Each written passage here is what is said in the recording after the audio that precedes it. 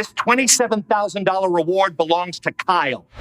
And you are just a slow person. You do not deserve it, Winston. Great. Then let's see how things will go when I leave. At that time, don't look for me. The spotlight hanging above the stage was flickering, just a faint stutter of light. The kind you barely notice unless you've spent 19 years watching this company's ceilings, floors, and people come apart in slow motion. For some reason, that flicker held my attention longer than it should have, maybe because it hinted that something else was about to short-circuit. Rows of chairs filled in around me, everyone taking their seats with the kind of restless excitement that never seems to include me anymore. Whispers floated through the room like static, quick glances, stifled grins, the quiet choreography of people who knew a secret and were waiting for it to be announced. I couldn't name the feeling yet, but it tightened just beneath my ribs. Then the CEO stepped forward, holding a glass award as if he'd minded himself. The spotlight steadied long enough to catch the moment he called Kyle, his son, to the front. Polite applause rose, brittle and nervous, and then came the announcement, a $27,000 bonus, delivered with a smirk and a casual remark about tasks anyone could handle. His eyes brushed past me just long enough to make the implication feel intentional. Shock didn't crash in. It seeped quiet, cold, numbing. 19 years, and I suddenly felt like background furniture someone forgot to throw away. Curious, I thought, how loyalty can expire before the person does. The humor was dry enough to crack when the meeting dissolved. I tried heading back to my department only to meet a flat, unfriendly beep at the security door. Badge denied. A second attempt. Same result. My phone vibrated. Your access permissions have been updated. Updated. A corporate euphemism for you don't belong here anymore. At my desk. Folders dimmed out one by one as the system revoked everything tied to my name. Then an email appeared, calm. Official. Perfectly timed. From Froe Compliance Division, subject, please confirm your signing authority. The one authority they still needed. The one Kyle didn't even know existed. I didn't respond. I simply watched the spotlight flicker again, this time knowing exactly whose lights were about to go out. How are you feeling today? Please adjust your posture. I want you to relax while we go through this together. Tell me, where are you listening from? And what do you think will happen after this message hits my inbox? If you're curious to see where this spiral is going, feel free to subscribe. The journey will only get more interesting from here. Now, let's find out what happened when I closed that email. Looking back, it's strange how 19 years can collapse into a single, sharp realization somewhere along the line. I stopped being a person they relied on and quietly became a tool they assumed would never break. I didn't start out that way. In the early days, I was the one keeping our compliance system from falling apart, stitching gaps no one else even noticed. I built the bridge to Froe when the company had no idea how to navigate federal oversight. And I held that bridge steady through 2 federal audits that could have sunk us. Funny how those kinds of things don't end up on plaques or awards. People say experience is gold, but in this place, it always felt like they preferred plastic cheap, shiny, and easy to throw away. I used to laugh at that thought, but lately the laugh tasted bitter. Every time someone new came in with a louder voice or a shinier title, I watched a little more of my history here get overwritten like old software. And then came Kyle, the son with the perfect smile and the ambition of someone who'd never actually failed. He didn't ask how the system worked, he simply assumed he understood it. One morning, he strutted into a meeting waving a document, my document, except butchered, rearranged, and scrubbed of the nuance that had kept us compliant for nearly 2 decades. He called it his streamlined compliance roadmap. I called it a lawsuit waiting to happen. He had taken my model, ripped out the safeguards, and pasted buzzwords where structure used to be. Worst of all, he presented it to the board as his own brilliant insight. I didn't react, not because it didn't hurt, but because the hurt had settled into something denser, quieter, the kind of pain you stop showing because it never changed anything anyway. Later that afternoon, my phone buzzed with a message from one of our more cautious investors. The recent compliance reports look unusual. Is everything all right? Winston. I stared at the message longer than I should have. Investors rarely contact employees directly unless something feels off. Clearly, something felt off. Curiosity eventually nudged me to open the file Kyle had submitted. It took less than 30 seconds to find the first major error and less than a minute to find the catastrophic one. He had copied my warning section, the part that explained exactly what not to modify, and somehow managed to rearrange it into an instruction to do the opposite. It would have been funny if it weren't so dangerous. There it was the twist he didn't even realize he'd created. He hadn't just mishandled my work.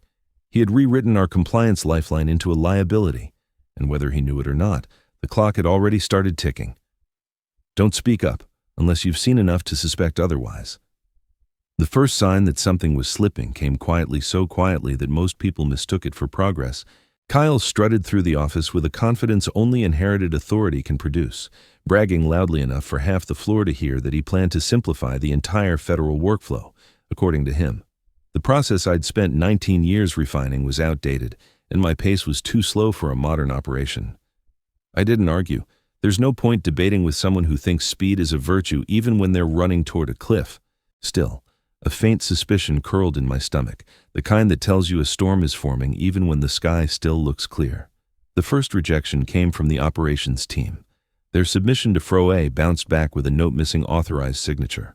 They assumed it was a glitch systems hiccup all the time, but then finance had their submission returned with the same error, and quality assurance and logistics. Each message carried the same line: no valid digital signature detected for Winston Hart.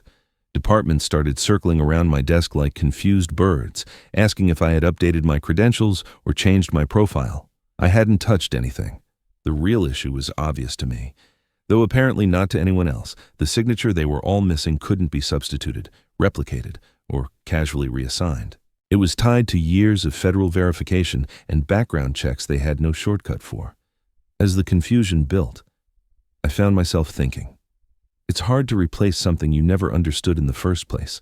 The thought tasted sharply amused, a quiet slice of sarcasm I kept to myself. Still, the tension in the air thickened.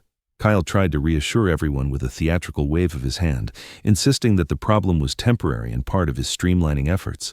He even implied that my digital credentials were legacy clutter. It was impressive, really, how confidently someone could misdiagnose a crisis they personally created. But the real crack in the glass appeared later that afternoon. An internal audit report pinged into everyone's inbox simultaneously. The subject line was innocuous enough, but the content wasn't. Critical error detected. No valid signing authority registered. Compliance workflow incomplete. Immediate review required. The office went silent in a way I hadn't heard before. Not panicked, not chaotic, just frozen by the realization that something foundational was missing. I didn't speak. I didn't need to. The truth had already walked into the room and sat down beside us. Sometimes, the loudest statement you can make is letting the facts speak first. There was something in the back that no one expected.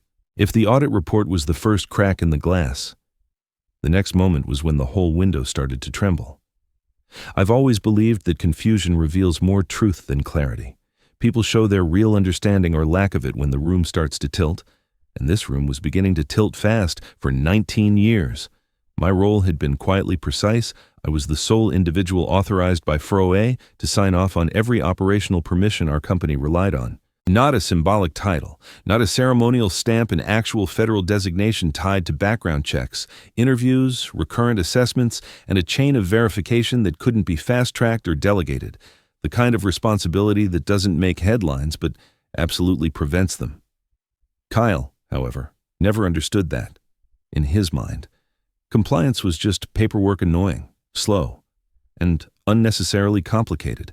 So it didn't surprise me when he decided to take matters into his own hands. He slipped his name onto an authorization form, typed his signature with all the confidence of someone who had never had to earn the real thing, and submitted it to FROA as if the agency would simply nod and thank him for the update. They did not. The rejection arrived almost immediately, crisp and cold as a winter snap invalid signature. We only recognize Winston Hart as the authorized representative. Please correct and resubmit. It was the kind of message that tells you two things at once. One, the system works. And two, someone has no idea what system they're tampering with. Kyle tried to spin it in a meeting, claiming FROA was slow to update records, as if federal agencies misplace signatures like office pens.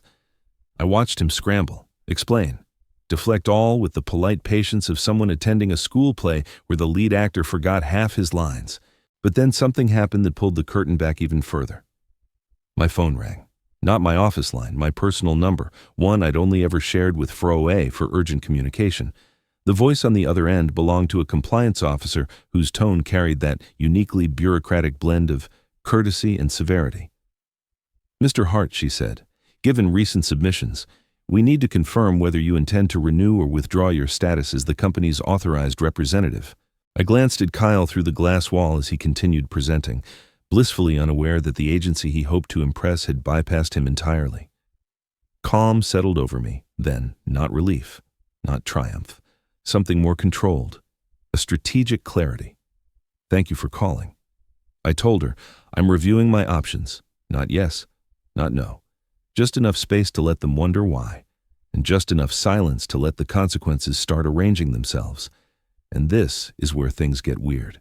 There's a certain clarity that arrives only when you stop trying to fix something that was never interested in being repaired. By the time I sat down at my desk that morning, the decision had already formed, not loud, not emotional, just a calm, deliberate click inside my mind. If they wanted to pretend I was replaceable, I would give them the rare gift of seeing what happened when I actually stepped aside. FROA's portal was as plain and humorless as always gray boxes, blue headers, no flair, no comfort, just function. I logged in using the credentials only they and I knew existed, navigated past the compliance panels I had memorized across 19 long years, and opened the section titled Authorized Representative Status. Beneath it sat a link I had never clicked before, one meant for emergencies or transitions the board hoped would never be necessary. Withdrawal request. A simple phrase for a seismic shift. I hovered for a moment, not out of doubt, but out of appreciation for the irony. 19 years of carrying this place, and all it took to drop the weight was one online form. I started filling it out: name, ID, designation, reason for withdrawal. The last field was optional. I left it blank. They didn't deserve an explanation. Before submitting, I let myself acknowledge the humor baked into the moment. Thankfully, this form is free, I thought. I half expected them to charge a fee for triggering catastrophic damage. The sarcasm slipped through naturally dry, unbothered, almost playful in its chill. Then I clicked submit. The screen refreshed instantly. No dramatic loading bar, no fanfare, just a single line of text confirming what I had done: status updated, representative withdrawn. Seconds later, the dashboard flickered as if the system itself inhaled sharply. The company's profile shifted from active to pending freeze, highlighted in yellow, a color that didn't fully convey the severity but came close enough. That quiet label carried the weight of shutting down operations, halting contracts, and unraveling every project connected to federal oversight. But the real twist arrived in my inbox. From FROA Compliance Division, Subject Operational License Warning Message. Without your authorization, all operational licenses will lapse in 72 hours. There it was, the countdown they never saw coming. Not a threat, not revenge, just a simple fact enforced by the federal system they never bothered to understand. Oddly, I felt nothing sharp in that moment. No triumph, no regret, only release. The kind of liberation that comes from setting down a burden you didn't realize had shaped your posture for years. I stood, closed my laptop, and slipped it into the return bin. My desk looked unfamiliar without the scattered notes and quiet responsibilities that had lived there for nearly 2 decades. I gathered my coat, my mug, and nothing else. No dramatic farewell, no last confrontation, no backward glance. When I walked out of the building, the door clicked shut behind me softly, almost respectfully. For the first time in 19 years, I didn't feel owned by that place. I felt free. The first 24 hours after my withdrawal felt strangely quiet. From my side of the world, too quiet, considering what I knew was unfolding on theirs. But by hour 25, the cracks turned into full fractures. The company's inboxes exploded with bounced submissions, each stamped with the same polite but devastating notice from FROA authorization invalid. Processing halted. By hour 30, entire teams were huddled in conference rooms, frantically refreshing dashboards and blaming system outages. Operations couldn't move shipments, finance couldn't finalize audits, compliance couldn't clear a single form. The building, Normally a hive of dull order had transformed into a panicked beehive with no queen and too many drones bumping into each other. And at the center of the chaos stood Kyle, wide-eyed, sweating, and pretending to take control. The first thing he did was point his finger directly at me. According to him, I had sabotaged the system, revoked my access out of spite, and intentionally caused the shutdown. His voice shook as he delivered his theory, but he wrapped it in bravado, as if volume could replace logic. Unfortunately for him, the audit log had no interest in supporting fiction. Around hour 38, IT pulled the system history, and the truth lit up the screen like emergency lights. User Kyle D. Harrison unauthorized modifications detected timestamp 2:03 a.m. He had altered the workflow, overwritten critical fields, and attempted to assign himself as the signing authority. The log even included the error messages he ignored while forcing the submission through. A masterpiece of incompetence, documented line by line, the moment the CEO saw it. He turned the color of old paper. Why? He demanded, voice cracking. Didn't Far OA notify us? Why aren't they answering any of our calls? Because they weren't calling the company. They weren't calling Kyle, and they certainly weren't calling the CEO. The answer arrived in the form of a trembling assistant holding a printed email like it might explode. Sir, she whispered. Froe responded, but, well, they said she swallowed hard before reading aloud. We only communicate with Winston Hart. Silence swallowed the room. Not thoughtful silence, panic silence, the kind that vibrates under the skin. All eyes swung to Kyle, whose mouth opened but produced nothing useful. The CEO slumped into a chair, the weight of 72 hours finally landing on him all at once. Meanwhile, on the other side of town, I stirred a spoonful of sugar into my coffee, not hurried, not anxious, just steady. I sat by the window, the morning sunlight warming my hands as messages from former colleagues trickled into my phone, some confused, some desperate, some pretending they had always appreciated me. I didn't respond. Not yet. Chaos, when watched from the outside, has a strange elegance, especially when it's the exact chaos someone insisted they could handle without you. And as the 72-hour countdown continued, I took another slow sip, letting the irony settle perfectly on my tongue.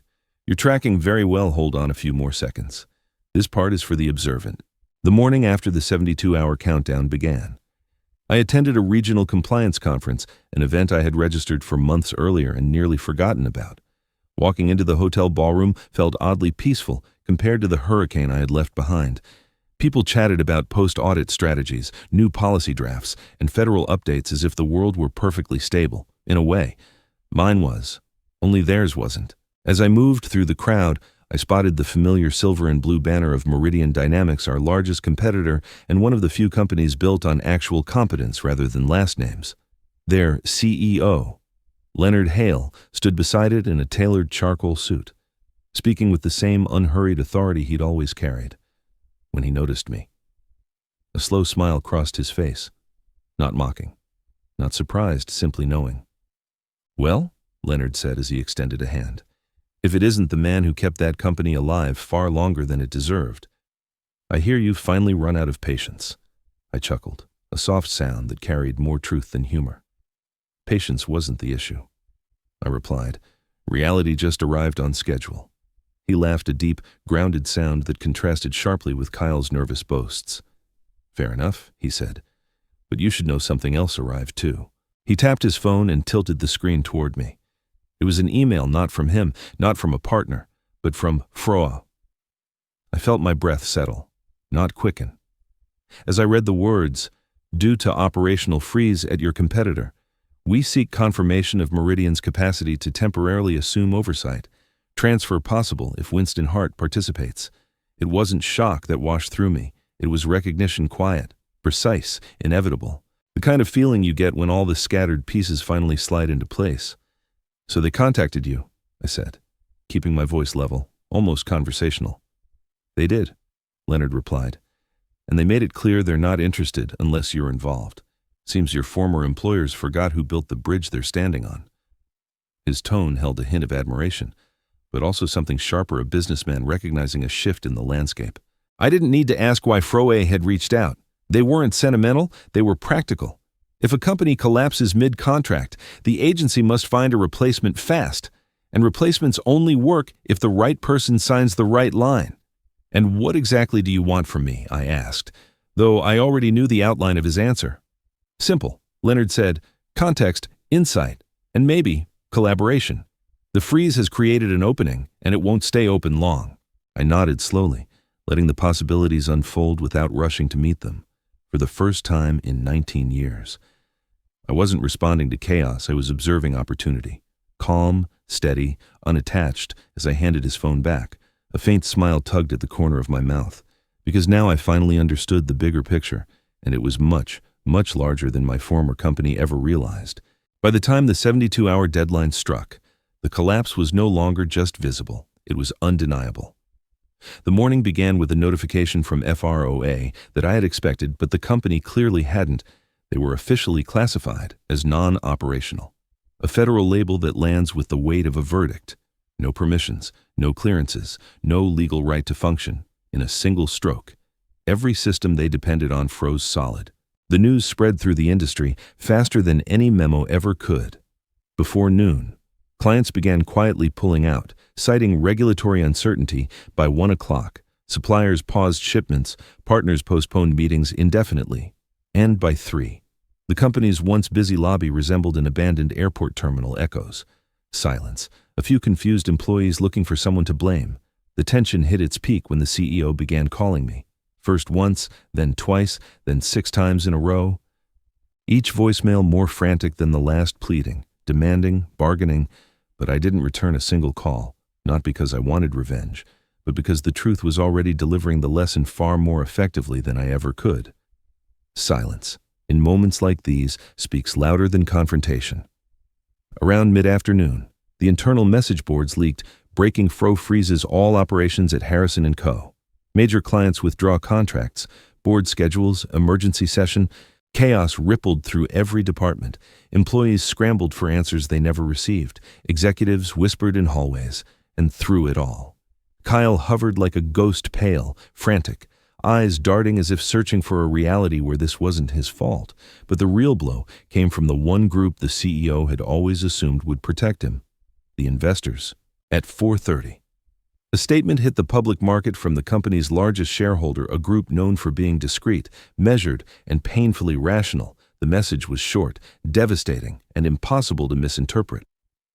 We will only continue our investment if Winston Hart maintains operational authority over federal compliance. The boardroom must have gone silent the moment it was released. I wasn't there, but I could picture the atmosphere perfectly. The CEO frozen mid-sentence, Kyle sinking into his chair, the directors exchanging looks full of thinly veiled realization. My absence wasn't just noticeable, it was structurally catastrophic. Within minutes, the stock price began its descent, not gradual, not recoverable, more like a floor giving way beneath a crowd that assumed the building was sound, from $24 a share to $16, then $12, then under $10. Market analysts started speculating about insolvency. Reporters requested comments the company couldn't give. And then, as the sun slid below the skyline, the final tremor arrived. The board scheduled a late-night vote to remove the CEO, a vote they wouldn't even consider if things were merely bad. This was beyond bad, it was terminal. Standing by my apartment window, watching the city lights flicker on, I felt a strange constriction in my chest, not sadness, not triumph, something in between, a tightness born from witnessing a structure collapse exactly where you always knew it was weak. They had built a tower on sand. All I did was stop holding it up. By the time the board announced its late-night vote, my phone was already buzzing with a different kind of message, one that didn't smell of desperation or panic. Meridian Dynamics had sent a formal invitation requesting a private meeting. No euphemisms, no vague phrasing. They wanted me to join them as Chief Integration Officer, overseeing the absorption of whatever remained of my former company once the dust settled. Walking into their downtown office the next morning felt nothing like stepping into my old building. There were no frantic whispers, no closed-door crises, no executives pretending to understand things they couldn't even spell. Just clarity, calm, competence, the kind of environment where people actually read the reports they claim to rely on. Leonard Hale greeted me with a handshake that conveyed something rare in this industry: respect. "We've already spoken with FROA," he said. guiding me into his office. They approved the transition the moment your name appeared on the paperwork. There it was again, that quiet pulse of irony that had been following me through this whole unraveling. For 19 years, my name meant responsibility. Now it meant leverage. Before I could respond, Leonard added, "Truthfully, Winston, they're not approving us, they're approving you. We're just the house you'll be working in." I didn't say much. I didn't need to. Silence can be a powerful form of acceptance, but chaos has a way of chasing you, even into new spaces. As I stepped out of the building after the meeting, a familiar voice cracked behind me. Kyle. He looked nothing like the smug heir who once took credit for my work. His hair was disheveled, his tie crooked, his eyes rimmed with the kind of panic that comes from realizing the world is suddenly very large and you are very small inside it. "Winston, please," he stammered. "Just come back. Talk to the board. Fix this. You know the system better than anyone." His voice trembled so hard, I almost felt the sympathy he was hoping for. Almost, instead, a line surfaced in my memory. The CEO's smirk. The applause. The $27,000 insult delivered with surgical precision. I looked Kyle in the eye and repeated the words exactly as they had been given to me. "I'm too old to be recognized. Remember, isn't that what you told the room?" The color drained from his face, and for a moment, the street felt impossibly still. Then came the final twist, the one he didn't know existed. The merger documents, filed that very morning, were complete except for a single signature line. Mine. Meridian couldn't proceed without me. Froe wouldn't approve anyone else, and the company Kyle was begging me to save could only survive if I chose to. For the first time in 19 years. I wasn't just part of the story, I was the one deciding how it ended. The final shift didn't come with fireworks or dramatic music. It arrived the same way all irreversible things do, quietly, with a single signature, sitting at the polished conference table in Meridian's legal office. I picked up the pen, read the line one last time, and signed my name beneath the title Authorized Integration Officer. The stroke felt lighter than I expected, almost weightless, as if the 19 years preceding it had already begun lifting off my shoulders within minutes. Froe responded. A formal email appeared on the shared screen, its language precise and unmistakable. Operational authority transferred due to withdrawal of authorized representative, no embellishment, no negotiation, just a fact, delivered with federal finality. Meridian now held full control. My former company held nothing at all. The fallout was immediate.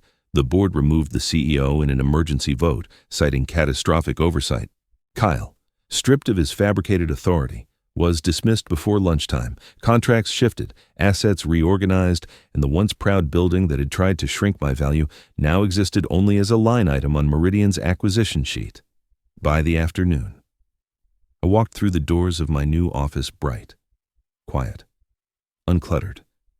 No one avoided eye contact. No one whispered half-informed assumptions. People actually seemed relieved to see me. Not threatened, I placed my bag on the desk and let the silence settle around me. Warm instead of heavy. A small laugh escaped soft. Private, but real. "Not bad," I murmured. For someone supposedly too old to earn $27,000. The irony tasted clean, almost refreshing. Before heading into my first meeting, I stepped toward the window. From the 24th floor. The city looked calmer than it ever had from my old office. In the distance, I could just make out the familiar outline of the building I had left behind, still standing. But hollow, like a shell whose purpose had already been rewritten. I didn't feel triumph in the loud, gloating sense. What washed over me instead was a quiet, steady release, a confirmation that the door had closed at exactly the right moment, and I had walked through another one without losing myself in the process. For the first time in 19 years, I wasn't holding up a collapsing system. I was finally standing on my own ground. I learned something simple but powerful when you stop shrinking yourself for the sake of a broken system.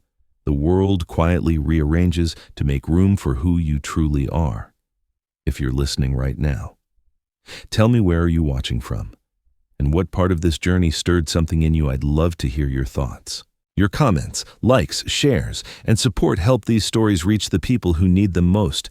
If you're ready for more moments like this, you're welcome to subscribe and walk the next story with me.